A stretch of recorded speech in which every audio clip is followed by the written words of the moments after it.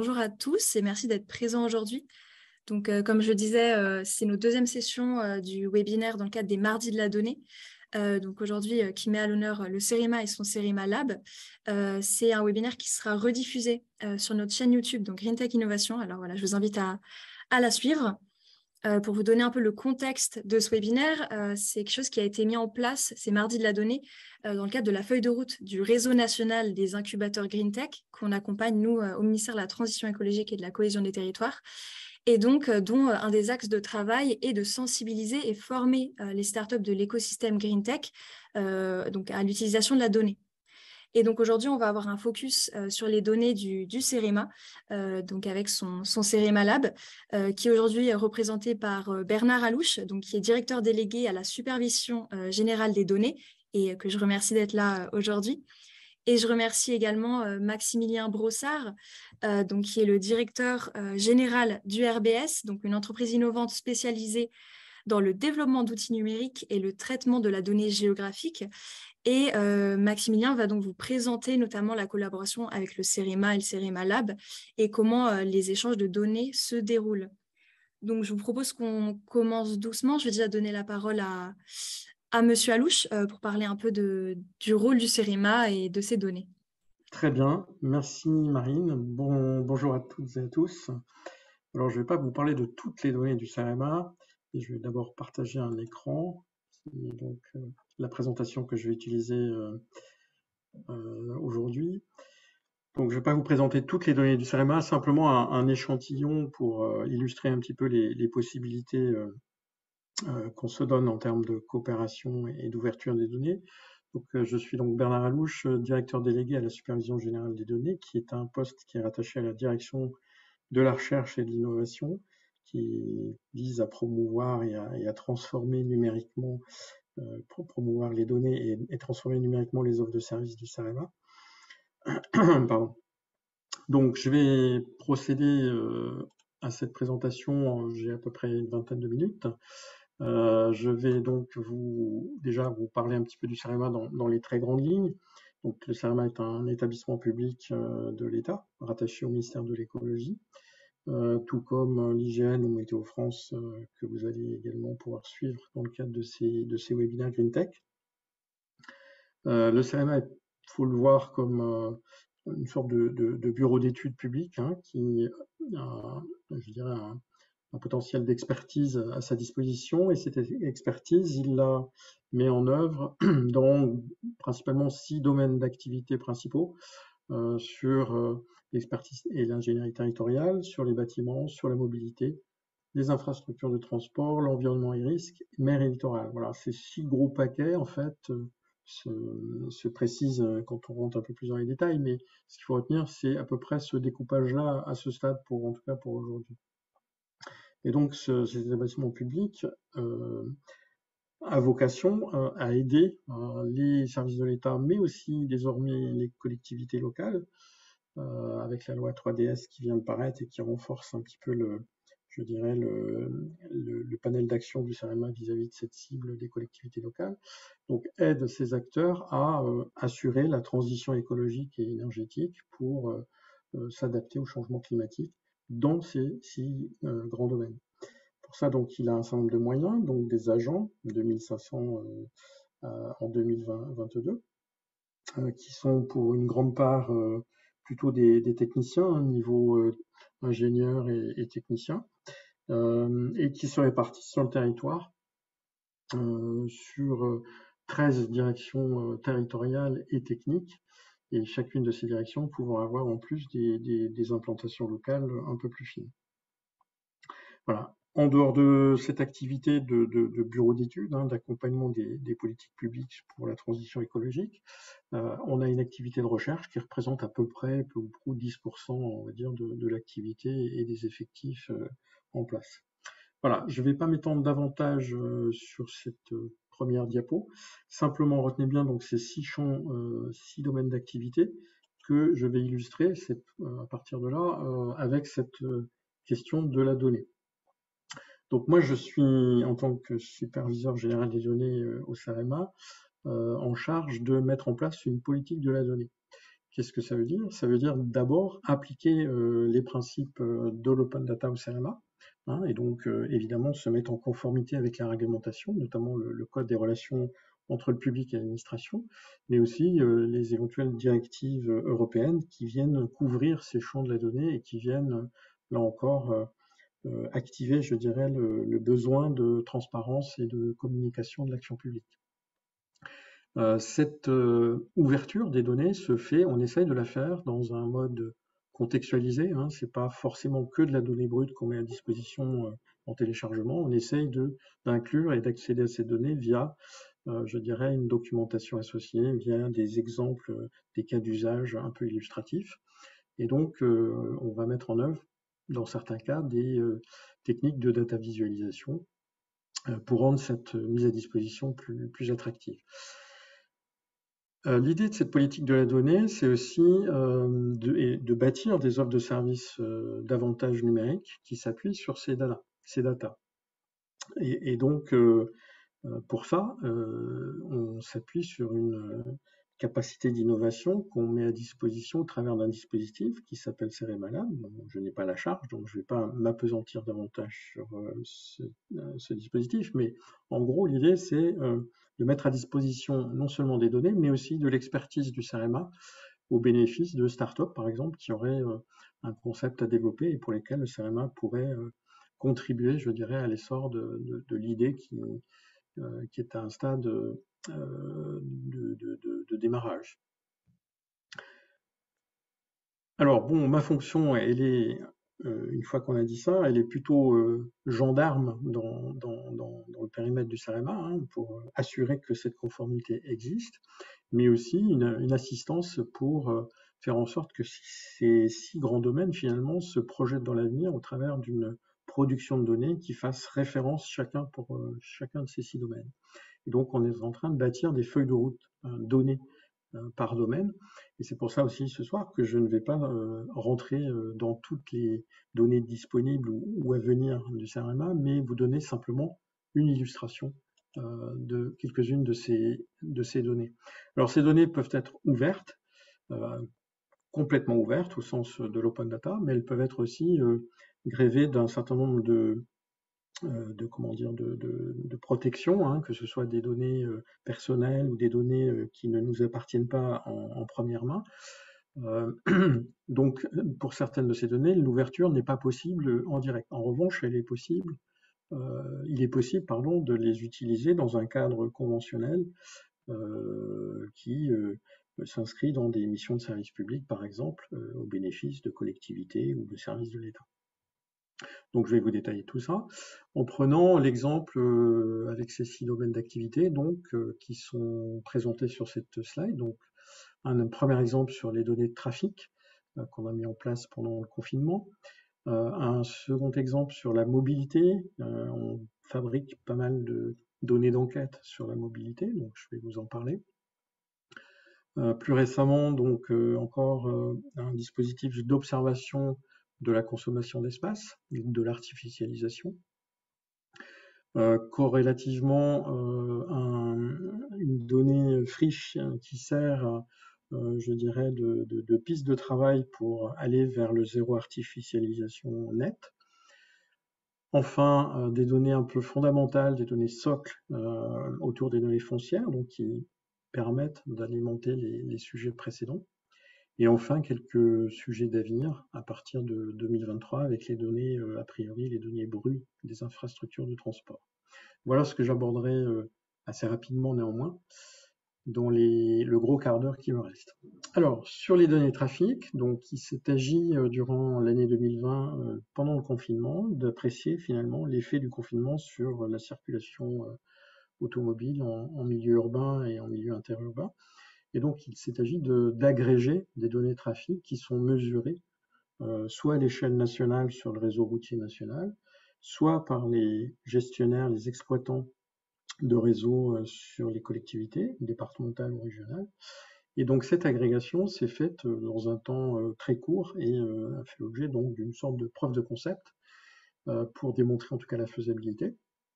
Et puis à partir de là, eh bien, l'idée a germé et donc ce système qui était au départ un peu expérimental et qui se voulait simplement preuve de concept, est devenu finalement quelque chose de relativement pérenne qu'on va essayer d'entretenir dans la durée et donc qui participe à l'ouverture des données sur les trafics en France.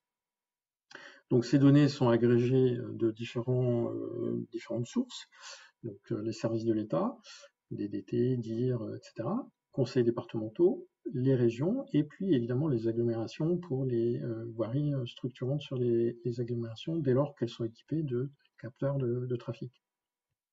Ces données donc agrégées, remises en forme, sont donc de fait désormais en open data avec une licence complètement ouverte de type Etalab, sauf dans le cas de certaines données fournies par des entreprises privées qui exploitent un réseau autoroutier par exemple. Donc dans ce cas-là, ces données ne pourront pas faire partie du lot des données ouvertes, mais dans certains cas encore, il est possible d'y accéder par voie contractuelle, de façon contractualisée. Dans tous les cas, ces données donc agrégées au niveau national font l'objet d'une documentation et sont présentées sous forme de diagrammes plutôt donc de diagrammes un peu temporels qui permettent d'apprécier les évolutions du trafic au cours de la journée ou au cours de plusieurs semaines. Et donc tout ça fait l'objet d'un site particulier.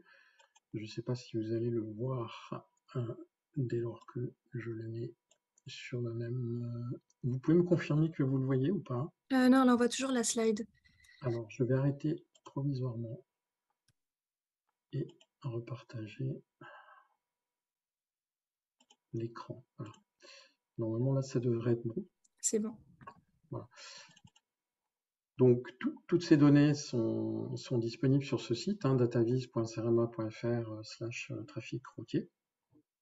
Vous pouvez avoir des indicateurs selon les territoires qui vous intéressent, que ce soit la France métropolitaine dans son ensemble, ou bien par région, ou bien encore par agglomération. Et les résultats sont déjà visualisés sous une première forme de data visualisation et sont téléchargeables en fonction de ce qui vous intéresse. Vous pouvez aussi télécharger spécifiquement tel ou tel type d'indicateur selon des territoires ou selon des caractéristiques de véhicules. Voilà, je ne m'appesantis pas davantage parce que sinon je suis sûr de déborder largement le temps de parole. Un autre exemple, donc sur la mobilité. Le CEREMA, au cours de nombreuses années d'enquêtes sur les déplacements des personnes, des enquêtes de mobilité, donc origine, destination ou motif de déplacement, eh bien, procède à des enquêtes qui sont désormais standardisées selon des protocoles bien uniformes dans le temps et sur le territoire. Et donc, ça constitue un ensemble de données dites EMC2, donc enquête ménage du CEREMA, qui ne sont pas en open data parce qu'on n'a pas un plein droit de propriété et on n'est pas les seuls producteurs de ces données. Donc ce sont des données qui sont partagées par le CEREMA, mais aussi par un certain nombre de collectivités locales. Donc il faut une autorisation de ces copropriétaires, j'ai envie de dire. Et puis par ailleurs, il peut y avoir des financements autres qui interviennent dans l'élaboration de ces données, donc ça complique encore un petit peu le jeu. Mais je vous invite à prendre contact avec nous si besoin était. Donc là encore, il y a cette volonté de rendre disponible néanmoins une certaine agrégation de la donnée sous forme de datavis. Donc c'est un travail qui est en cours de réalisation sur une partie de ces données EMC2 qui seront, elles, pour partie anonymisées. Et le CEREMA a déjà travaillé avec des partenaires, notamment avec le CNRS, dans le cadre du développement d'un site d'observation de la mobilité qui s'appelle Mobiliscope. Et donc, je vous invite à aller parcourir, je dirais, le site du CNRS Mobiliscope que je mets ici. Bon, eh bien, j'ai bugué, pardon, excusez-moi. J'ai bugué sur le lien, apparemment ça ne pointe pas sur la bonne adresse. Mais en tout cas, ce site est complètement accessible et vous donnera une idée sur les possibilités d'exploitation de ces données anonymisées en matière d'enquête ménage. Sinon, tout ça est documenté sur le site internet du CEREMA, abondamment documenté même, puisque ça fait de nombreuses années qu'on travaille sur ces sujets. Et là encore, vous pouvez vous renseigner avant de nous rendre visite et nous contacter pour des travaux de collaboration sur ces sujets-là. Troisième sujet donc, que j'avais prévu d'évoquer avec vous, donc c'est la consommation d'espace.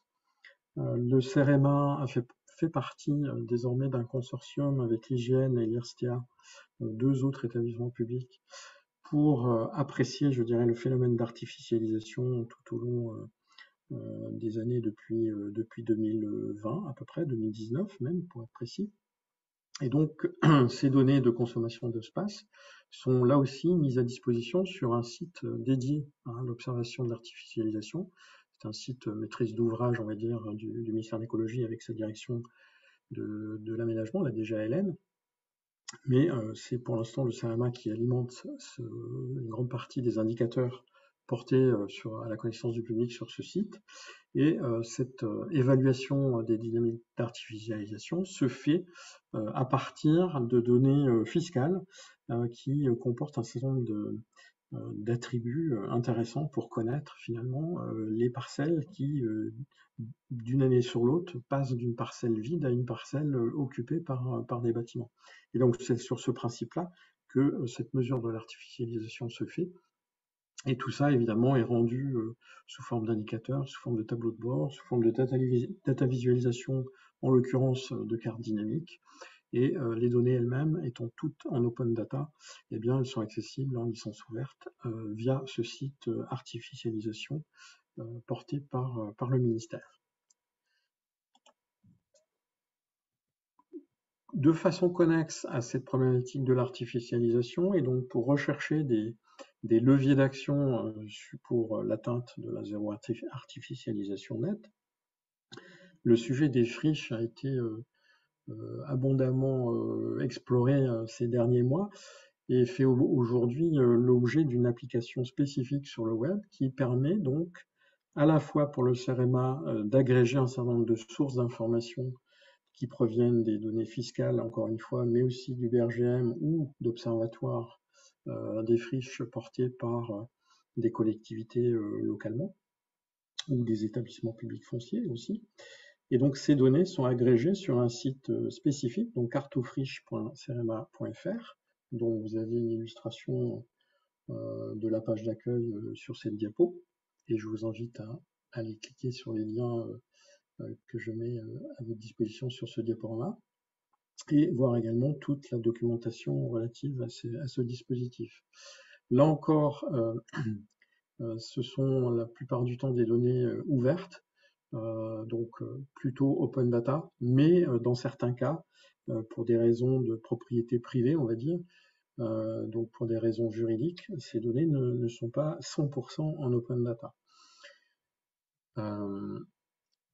Ce que j'ai pas encore dit, c'est que ce site Cartofriche donc sert d'agrégateur pour des données disponibles à l'échelle nationale, mais il sert également d'outil de collecte de type de façon un petit peu contributive, dans la mesure où tout un chacun peut renseigner la base de données en indiquant de façon provisoire, j'ai envie de dire, la présence d'une friche qui ne serait pas recensée dans le site au moment où le visiteur, l'internaute se branche sur le site. Donc il y a un volet contributif également qui est mis en œuvre qui devrait permettre de compléter cette information avec le temps.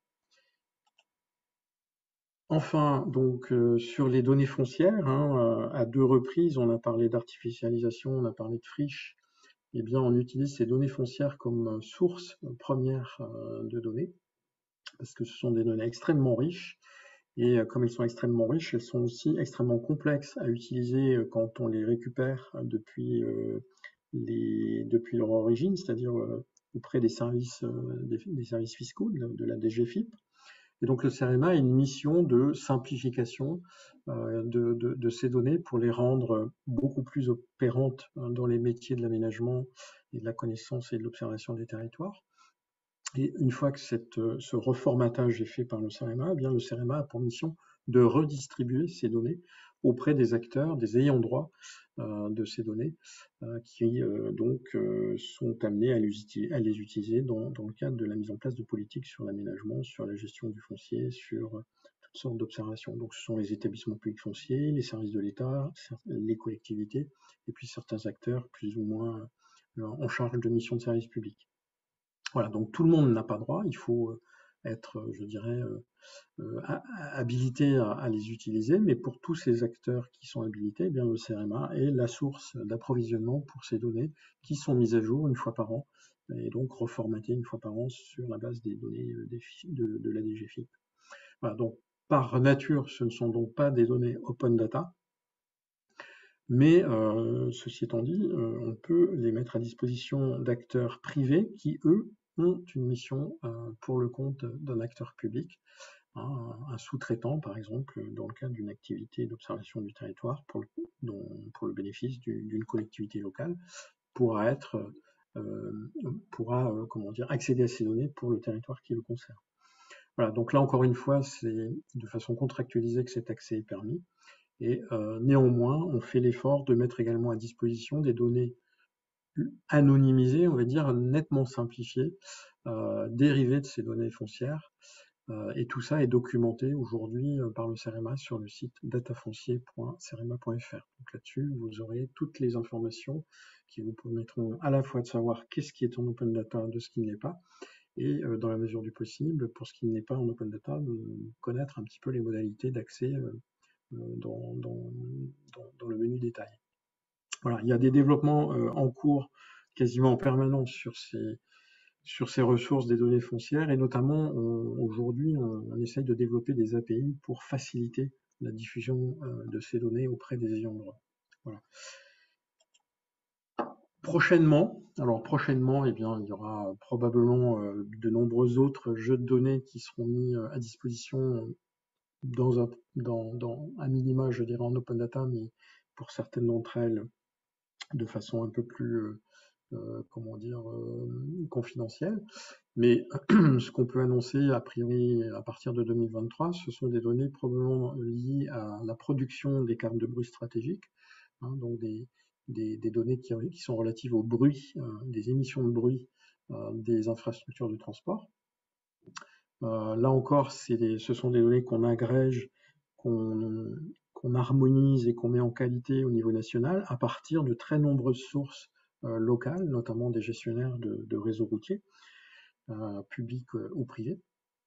Et là encore, donc tout ça est documenté sur le site du CEREMA, mais c'est pas encore complètement disponible puisque les travaux sont encore en cours sur ces données. D'une façon générale, donc pour accéder à toutes les données qui sont ouvertes à date, je dirais, par le CEREMA, le plus simple, c'est d'aller voir sur la plateforme dédiée à l'ouverture des données géographiques portée par le CEREMA, donc CEREMA Data, qui est donc à l'adresse cdata.cerema.fr. Bon, c'est une plateforme de type GeoNetwork, donc plutôt de technologie bien connue aujourd'hui, mais peut-être un peu vieillissante désormais. Donc on a à l'étude un peu sa refonte, mais néanmoins elle est toujours active. Il y a un autre vecteur qu'on utilise aussi relativement abondamment, avec plus d'une centaine de jeux de données qui sont déposés donc sur data.gouv.fr avec l'organisation CEREMA. Donc là aussi, ce sont toutes des données évidemment en open data. Il y a des contributions également auprès de transport.data.gouv.fr, notamment sur les enquêtes mobilité que j'ai évoquées au début, ou sur les données de trafic. Voilà, donc tout ça, enfin tout ce que vous trouverez sur ces différents vecteurs est en open data, licence donc étalable, licence ouverte, et évidemment d'accès complètement gratuit, puisque c'est par nature la vocation de ces données open data. N'hésitez pas à me contacter si vous voulez davantage de renseignements sur ces données que vous aurez l'occasion de découvrir sur ces différents supports.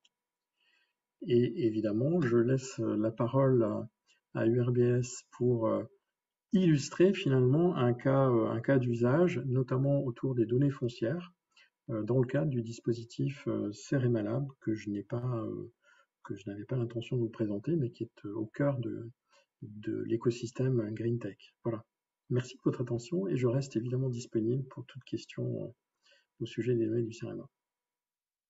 Donc je prends le relais côté URBS pour un partage d'expérience. Donc Maximilien Brossard, cofondateur et directeur de URBS. Je vais effectivement vous partager de quoi illustrer le propos. Donc normalement, vous devez voir un partage d'écran avec les diapos. Vous pouvez juste me le confirmer. Oui, c'est bon. Super. Alors oui, un élément de contexte en amont, parce qu'avant d'avoir collaboré avec le CEREMA, la particularité du RBS, c'est que c'est une entreprise qui est issue du monde de la recherche publique. C'est pour ça aussi que le partenariat aujourd'hui privé-public, c'est quelque chose dans lequel on croit beaucoup, puisqu'initialement, on est issu d'un centre de recherche publique, l'École des mines de Saint-Étienne. Et donc, depuis 2016, la vocation du projet aujourd'hui de l'entreprise, c'était d'accompagner les territoires, les acteurs publics, de les outiller sur la connaissance du parc bâti et en lien avec les atteintes des objectifs climatiques, énergétiques et sociaux, avec donc des outils d'intérêt collectif. URBS, la compétence principale que l'on porte, les compétences et l'ingénierie, ça va surtout être dans les métiers de la géomatique, donc les sciences des données à composantes géographiques, et puis des développeurs en data vis et en géoservices sur ces sujets-là. Donc on est empreint d'une réelle culture scientifique de l'information géographique, et un petit peu comme les CEREMA, il y a aussi des travaux bien sûr de recherche. Et un sujet important qui a fait tout de suite écho avec ce que vient de présenter Bernard Alouche, c'est qu'on souhaitait aussi outiller les acteurs publics sur les sujets de la donnée contrainte. Donc là aussi, on va les accompagner sur des sujets sur lesquels on est beaucoup monté en compétences depuis 2016, sur les questions de quelles données collecter, dans quel cadre, pour quelle finalité, comment les diffuser. Donc, il y a vraiment, au-delà, on ne se positionne pas comme simple éditeur logiciel, comme simple provider de données. Il y a aussi un accompagnement, une expertise pour répondre aux politiques publiques sur lesquelles on va travailler. Le constat, ce qu'on a souhaité, les enjeux auxquels on a souhaité répondre, des constats qu'il y a eu il y a 6 ans, mais qui sont toujours d'actualité, c'était dans le cadre de politique publique. Alors, il y a un angle d'attaque qui était sur la massification de la rénovation énergétique, mais je le redirai, on a ensuite un petit peu élargi cette thématique. Mais c'était en tout cas d'outiller les acteurs de par l'hétérogénéité entre territoires et entre structures, avec une connaissance très silotée. Et donc, voilà, c'était à la fois de créer des référentiels de données, notamment en s'appuyant sur les fichiers fonciers, j'y reviendrai, mais aussi d'avoir des outils numériques. On voit que c'est encore le cas aujourd'hui, des outils numériques interopérables et qui vont vraiment s'inscrire dans cette feuille de route actuelle des outils numériques et ça a été aussi la raison de la création du RBS, la difficulté à maintenir des outils numériques à forte valeur technologique, à forte valeur ajoutée en tant que structure publique, parce qu'il n'y a pas forcément cette agilité, cette facilité à aller chercher des ingénieurs qui peuvent maintenir ce type d'outils. Donc, c'est pour ça qu'on a aussi souhaité créer l'entreprise tout en gardant, et ça, c'est vraiment un sujet important, tout en gardant des liens avec les acteurs publics. Donc, pour faire un petit point rapide sur la jeunesse du projet, lorsqu'on a créé l'entreprise, et ça a été notamment ensuite l'un des partenariats forts avec le CEREMA, mais aussi avec des acteurs via d'autres acteurs clés de la filière comme l'IGN Fab, ça a été en tout cas de chercher à créer des communs. Et ça, on l'a fait depuis 2018 en présentant nos méthodes à d'autres acteurs clés avec qui des synergies sont aussi à venir. Donc, bien voir qu'on s'inscrit vraiment dans cette réflexion de créer des communs avec ces acteurs publics en travaillant avec les territoires, mais aussi en faisant remonter les bonnes recommandations d'usage ou de modèles de données au niveau national. Et s'il y a eu à un moment donné cette réflexion de travail avec le CEREMA, c'est que dès le début, on a travaillé certaines données du CEREMA et sur les bonnes pratiques que proposait le CEREMA, Bernard Alouche l'a très bien dit, sur le fait de documenter la donnée. Nous, en tant que géomaticiens, la documentation de la donnée, la métadonnée, c'est essentiel pour mettre à jour les outils, les bases de données. Donc, il y a eu de forts échos en ce sens-là. Donc, quelques exemples, par exemple, par rapport à ce référentiel de données qu'on a construit. On a par exemple travaillé sur le service public de la donnée énergétique avec l'Agence parisienne du climat, Ville de Paris et la PUR, l'agence d'urbanisme. Donc, vraiment avec un angle d'attaque qui était de répondre, d'outiller les acteurs publics pour le ciblage, le repérage des bâtiments, des ménages à accompagner dans le cadre de la rénovation énergétique. Mais ce qu'on a pu voir en travaillant une grande hétérogénéité de données, c'est qu'on pouvait également outiller d'autres acteurs du territoire. Alors, si aujourd'hui, pour qui nos bases de données, enfin les bases de données qu'on va constituer, les outils qu'on va travailler, peuvent être utilisés paradoxalement par des utilisateurs qui sont, pour une grande part, ayant droit des fichiers fonciers.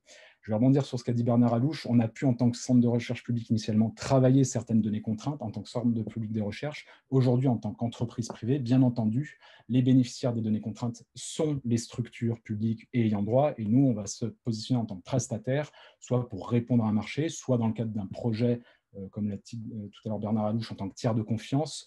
Voilà, les données, bien sûr, ne seront pas collectées pour d'autres usages autres que les finalités, notamment des politiques publiques.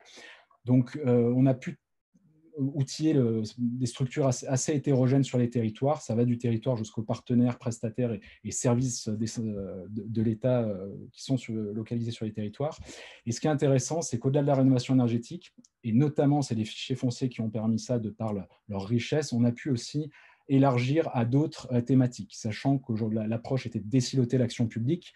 Quand on joue sur la rénovation énergétique, au final, on peut aussi jouer sur la vacance, sur l'habitat indigne, sur la précarité, sur des dimensions sociales, sur de l'attractivité, sur de la pression foncière, etc. etc.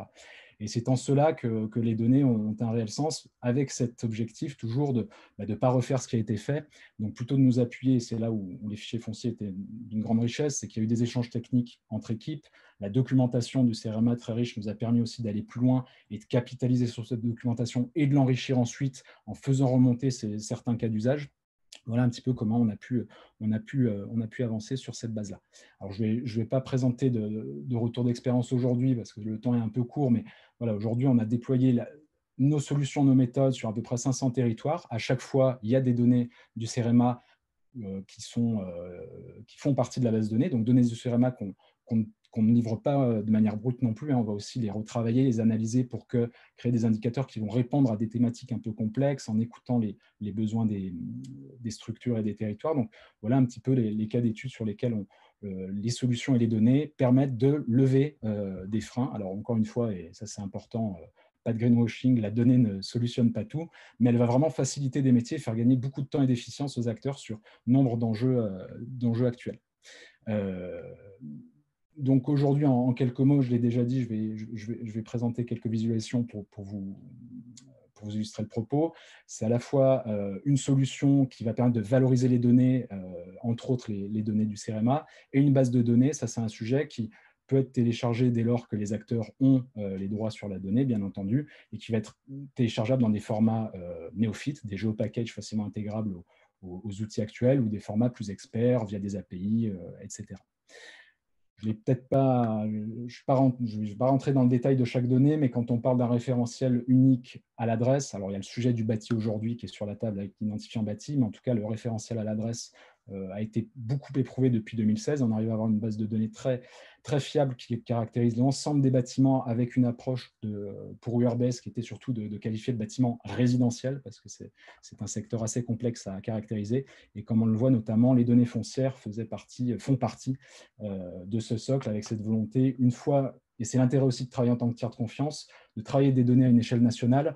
On va pouvoir construire des méthodes pour industrialiser la caractérisation du parc. Et dès qu'on va travailler avec un territoire, disons qu'il y a déjà une connaissance existante et on va pouvoir du coup plutôt mettre les efforts sur des données locales. Via l'outil, les acteurs peuvent aussi amender la donnée via des retours terrain. Et élément dont je n'ai pas parlé, la richesse des fichiers fonciers nous a permis aussi de construire des modèles de prédiction très fiables. C'est-à-dire qu'un sujet important, par exemple pour les données d'énergie, les DPE de l'ADEME, alors au début du projet, en plus, cette base de données n'était pas encore disponible, mais on a réestimé des DPE, des sources d'énergie, des types de chauffage, des valeurs foncières également, notamment en se basant, pour avoir des bonnes données, des bons résultats, il faut une donnée d'apprentissage riche, et entre autres, les fichiers fonciers nous ont permis cela. Et puis donc un dernier point pour vous présenter comment nous valorisons ces données-là, c'est à travers donc un outil WebSIG. Donc on n'a pas voulu non plus travailler sur des outils propriétaires que sont Esri, ArcGIS, etc. Vraiment avoir un outil sur lequel développé par URBS pour aussi réfléchir à des briques en lien avec les API de l'État, en lien avec les réflexions de l'open source. C'est vraiment de nous travailler en ce sens-là. Alors, je vais pas aller trop dans le détail parce que le temps sera court, mais ça permet un peu de visualiser comment un géoservice permet de valoriser ces types de données à l'échelle du bâtiment avec des cartographies. Donc, là, on voit les étiquettes énergie, mais on pourra voir certaines données issues des fichiers fonciers. L'objectif, c'est ici d'avoir des outils ergonomiques qui vont servir à la fois pour les néophytes, ça c'est un élément important, comme pour les experts. L'objectif, c'est aussi un peu, quand on parle de désiloter l'action publique, c'est que décideurs comme opérationnels et entre services internes et externes, il y ait ce partage d'informations de plus en plus facilité grâce aux outils numériques et à la donnée. Alors, je ne vais pas passer toute la démo, mais voilà, pour vous montrer quelques exemples, voilà, notamment ici, ce qu'on a vraiment apprécié avec le CMA, c'est qu'il y a des fiches pédagogiques, des fiches descriptives qui renseignent très bien la donnée. Les modèles de données sont aussi mis en ligne, ce qui nous a permis, en nous basant sur ces approches pédagogiques, d'enrichir de manière interactive et pédagogique nos outils numériques, ce qui est d'une grande valeur pour les utilisateurs, quelles que soient leurs compétences et leurs expertises métiers sur la donnée ou sur les thématiques de la donnée. Bon, je passerai en bref, on pourra y revenir éventuellement, mais voilà, des tableaux de bord à l'adresse au niveau du territoire pour gagner du temps sur les métriques que l'on peut sortir pour ces données-là. Un dernier point, je vais arrêter le partage, mais un dernier point de conclusion par rapport à ce retour d'expérience sur le partenariat avec le CMA, je l'ai un peu évoqué en amont. Pour nous, ce qui est une évidence, c'est le partenariat public-privé. Donc, initialement, nous étions une structure publique, mais aujourd'hui, c'est toujours d'actualité en tant qu'acteur privé. Il y a vraiment cette évidence pour nous de nous associer de travailler avec des structures pour le CMA à travers plusieurs points. Je l'ai déjà dit, mais voilà, la richesse et la qualité du travail autour de la documentation des données, de la pédagogie apportée, qualifier les métadonnées, c'est essentiel de travailler avec des acteurs qui ont ce sérieux-là pour ne pas aller non plus sur des outils one-shot qui ne sont pas pérennes. Il y a vraiment cet enjeu de la mise à jour des modèles et de faire remonter aussi des recommandations d'usage de par les échanges techniques qu'on a pu avoir avec les équipes du CEREMA. Je l'ai dit aussi, la spécificité de travailler sur des données contraintes et de nous positionner aussi comme tiers de confiance pour les acteurs publics et les collectivités, c'est un élément essentiel, vraiment d'accompagner l'acteur tout au long du processus de l'identification de la donnée, quelles contraintes pertinentes par rapport aux besoins métiers, inutile d'aller chercher des données très contraintes si, in fine, le besoin de métier ne le permet pas. Et c'est là où on s'est aussi raccordé avec le CEREMA, au sein du centre de recherche publique comme dans l'entreprise, on a aussi des expertises métiers. Et voilà, de pouvoir faire de la recherche appliquée avec des expertises dans le numérique de la donnée, mais aussi des expertises sur la thématique pour savoir où on va, c'est essentiel. Donc voilà un petit peu ce qui a fait le lien avec le CEREMA. Et aujourd'hui, le partenariat, on voit des synergies à travers 3 axes. Faciliter les échanges techniques, ça, je l'ai dit, entre équipes. Il y a un élément important, c'est de pouvoir aussi travailler sur des réponses communes pour les territoires, de par effectivement les différentes compétences, les différentes formes d'agilité ou d'outillage qu'on peut avoir entre les deux structures. Il y a une possibilité de transfert de valorisation, ce qu'on a fait avec l'école de mines Saint-Étienne, potentiellement avec le CMA, sur des outils que le CMA ne pourrait maintenir. Voilà, il y a cette possibilité aussi de travailler main dans la main en tant que partenaire privé-public pour maintenir des outils de haute technologie dont on a vu en tant qu'acteur public que c'est souvent conditionné par des financements publics ponctuels, programmes, subventions, C2E, et c'est susceptible du coup d'influencer la pérennité et la qualité du service. D'où aussi ces partenariats gagnant-gagnant entre nos 2 formes de structure. Puis dernièrement, bien sûr, c'est les programmes de recherche, ce qu'on a dit un peu en amont sur travailler la donnée aussi en tant que tiers de confiance. Ça permet aussi de débroussailler certains nouveaux sujets assez complexes et épineux.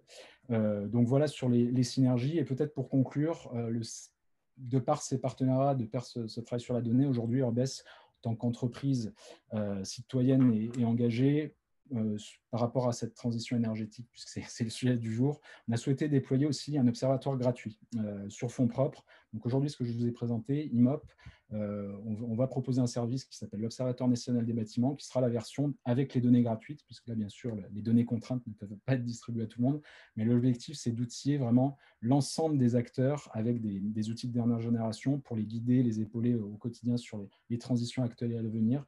Donc, c'est l'un des éléments que Urbes va porter, c'est l'Observatoire national des bâtiments.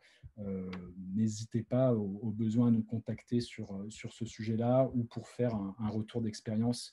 Peut-être rapidement repartager l'écran parce que je l'avais enlevé. Donc, c'est d'avoir vraiment de contribuer aussi à l'effort commun à travers des outils qui peuvent servir l'ensemble de la chaîne de valeur. Donc, que ce soit sur le sujet des bâtiments, si ces sujets vous intéressent, ou sur des retours d'expérience avec les synergies qu'on a avec le CEREMA ou d'autres données du CEREMA. De la même manière, je n'ai pas évoqué toutes les données travaillées, mais parce que les fichiers fonciers étaient d'une grande richesse et c'est un des gros socles de notre travail, n'hésitez pas en tout cas à me contacter ou à nous contacter URBS. Voilà, je vous remercie en tout cas pour votre attention, puis l'occasion, l'opportunité de faire ce partage. Merci beaucoup, Maximilien. Je propose qu'on passe à une partie questions-réponses. Je vois qu'il y a déjà des questions dans la partie QR, justement. Mais si vous souhaitez aussi prendre la parole à l'oral, vous pouvez lever la main sur Zoom et je vous donnerai la parole. Voilà, donc n'hésitez pas. Je vais commencer avec les questions dans le chat. Alors, bonjour, tout d'abord, merci pour vos interventions. Je me permets de vous poser une question quant au recensement, qui est collaboratif. Comment vérifiez-vous la présence effective de friches? Alors, je n'ai pas pratiqué concrètement la chose, hein, mais simplement, il y a une première étape donc, dite collaborative où quelqu'un remarque l'absence d'une friche recensée dans ce qui est proposé par Cartofriche, et alors qu'il sait pertinemment, connaissant le secteur, que à sa connaissance, il y a une friche effective. Donc il va saisir un périmètre dans l'outil Cartofriche, et cette saisie va être ensuite validée par un processus de prise de contact avec la collectivité concernée, ou aller sur une visite terrain, par exemple, le cas échéant, ou à dire d'experts, puisqu'il y a une communauté de travail autour de Cartofriche qui assure aussi, je dirais, cette validation. Et évidemment, on ne prend pas pour argent comptant cette information collaborative qui est portée à notre connaissance, mais on la vérifie, elle est calibrée, qualifiée, et le cas échéant, donc, durablement inscrite ensuite dans la base de données si il s'avère qu'effectivement c'est un correctif nécessaire.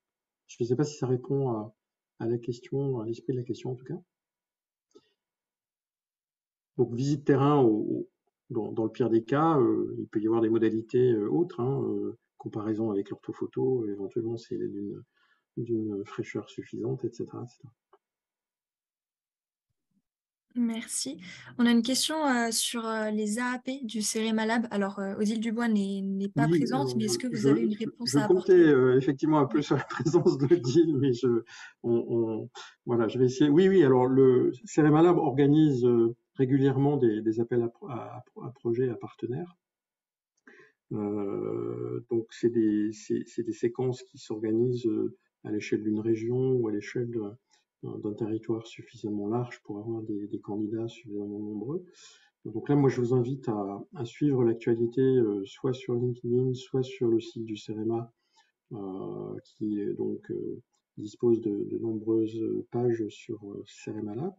Et puis, encore plus simple, vous prenez la tâche d'Odile Dubois, donc odile.dubois@cerema.fr, ou du directeur délégué au numérique qui pilote aussi cette démarche CEREMA Lab, hein, donc Jean-Louis Six, qui vient d'arriver au CEREMA au 1er mai. Je pense qu'Odile a un peu l'historique aussi des précédents appels à projet, donc elle aura des réponses très précises sur ces questions-là. Mais en tout cas, moi, je botte un peu en touche, hein, j'en suis désolé, mais voilà, je n'ai pas eu le temps de potasser suffisamment l'organisation de ces appels à projet. Donc, je vous invite vraiment à prendre contact avec Odile Dubois. Je peux mettre ses coordonnées dans le chat, éventuellement, si j'en ai la permission. D'une façon générale, donc, quand un candidat est retenu, hein, il rentre ensuite dans le vivier des startups ou en tout cas des jeunes entreprises ou entrepreneurs qui souhaitent avoir un appui du CEREMA sur un certain nombre de thématiques. Et selon les cas, ça fait donc l'objet d'une contractualisation, sous forme d'une convention de partenariat ou ce genre de choses. Mais vraiment, c'est au cas par cas, donc il n'y a pas de règle excessivement générale, quoi. Bon, a priori, on n'a pas d'autres questions. Enfin, il me semble pas. Est-ce que vous avez quelque chose à ajouter, peut-être Maximilien ou Bernard, sur le sujet? Maximilien? Non, mais en complément, si ça a été dit là par rapport à cette question partenariale, si ma présentation n'était pas assez claire sur ce sujet, nous, la particularité, c'est vrai qu'on est arrivé avec un certain niveau de maturité. Donc, d'inviter les projets, les entreprises, quel que soit le niveau de maturité, il y a vraiment sens à se rapprocher de ces dispositifs. Parce que, voilà, que ce soit sur les dimensions techniques, partenariales, et j'en passe, il y a beaucoup de synergies possibles. Donc ça, c'est vraiment, voilà, en tout cas, pas avoir de verrou, quel que soit le niveau de maturité du projet, de taille de la structure ou de statut de la structure. Je pense qu'il y a de nombreuses synergies possibles. Donc n'hésitez pas à vous rapprocher du CEREMA Lab en ce sens. Je vous invite à découvrir les différentes URL que je vous ai mises à disposition pour éventuellement reprendre contact avec moi derrière pour des compléments. Il y a pas mal de champs que je n'ai pas abordés, sur la biodiversité, sur le climat, sur l'énergie, sur la route, les infrastructures routières, tout simplement.